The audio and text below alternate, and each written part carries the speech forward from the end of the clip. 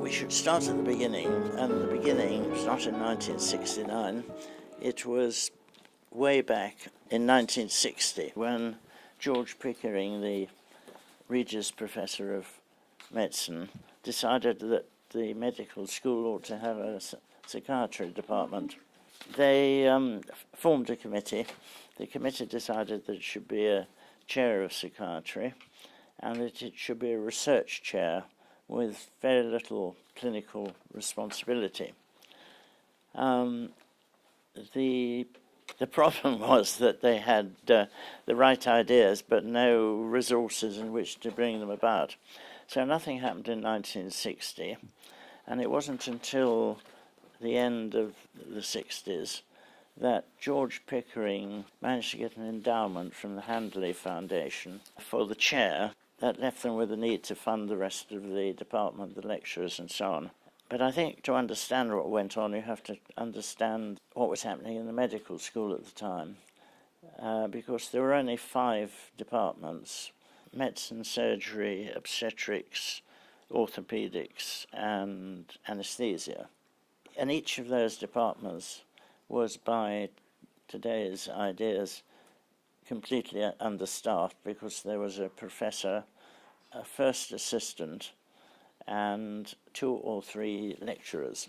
So when I say that the psychiatry department was funded in the same level, it was dealt with as generously as the others were. So in 1969, they advertised the chair with these 4 additional academic posts and a couple of technicians. And I arrived in 1969 in order to try and build something out of this. It was obviously we were going to need to expand somewhat to undertake all the things that were expected of us.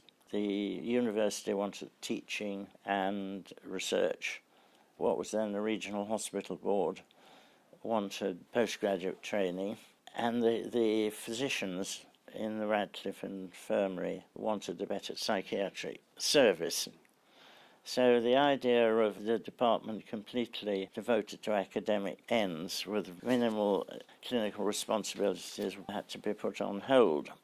I thought the first thing we must do was try and increase the staffing, and I did that by applying to the MRC for a program grant, which was to build up on the cognitive behaviour therapy, I was in cognitive therapy, that I'd been doing at the Maudsley before I left.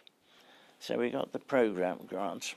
That more or less doubled the size of the department, because we had 2 senior people and 3 lecturer-level psychologists. So we got the program grant in place. After that, we had to look around for a way in which we could exploit the strength of being in Oxford.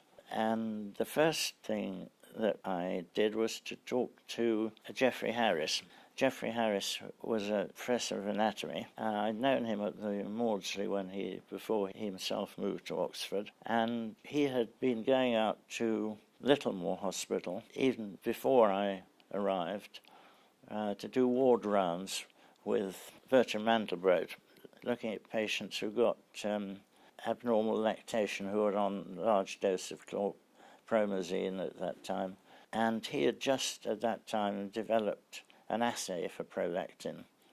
So, although it seems a rather dull and obvious question now, we decided to put in the MRC for a study of prolactin in patients who were taking venothiazines. At that time, the Warnford and Littlemore were very separate hospitals, and Bertram Mandelbrot had wanted to have the university department sited at Littlemore. He was coming to the end of a very successful program of rehabilitation of patients, and he had a ward which he could empty. So he had an empty ward which he offered to us for the laboratories. So Geoffrey Harris and I applied jointly to the MRC for a grant on neuroendocrinology, and that's how the Littlemore arm started. So that drew Bertram Mandelbrot and Littlemore into the into the business rather than being rivals. For which there was rivalry between the two hospitals where the university department should go. So the next thing we had to look at was postgraduate training. When I arrived, each consultant appointed his own junior staff.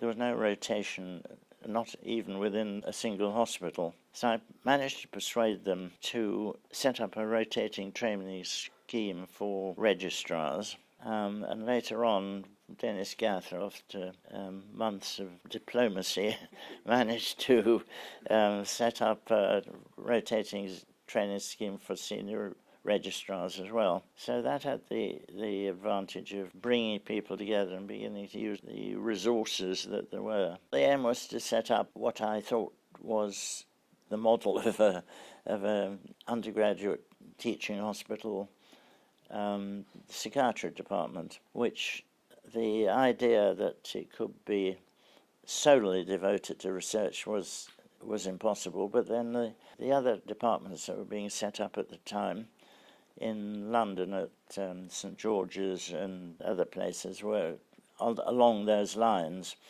My aim was to do that, but to have a department with more research in than what was the sort of standard model, as it were, of a department. The reason the post attracted me, with all the problems I could see of setting things up, the thing was that we were in Oxford, and Oxford had strengths, and by joining other departments, by collaborating with other departments, we'd be able to build up something that was much stronger than would be possible in St George's. Richard Dawes was extremely kind to us because he had a blueprint for the medical school, which new departments should be set up, and we very kindly invited me to be a part of that. And we spent many Saturday mornings making a plan for the adding other departments to the existing 5 Nuffield departments.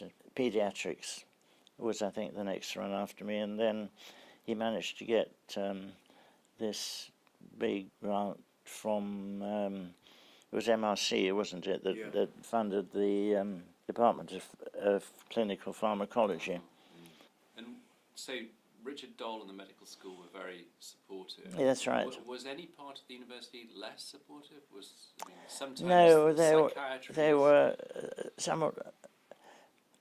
somewhat indifferent, I say, to it, but there was no hostility.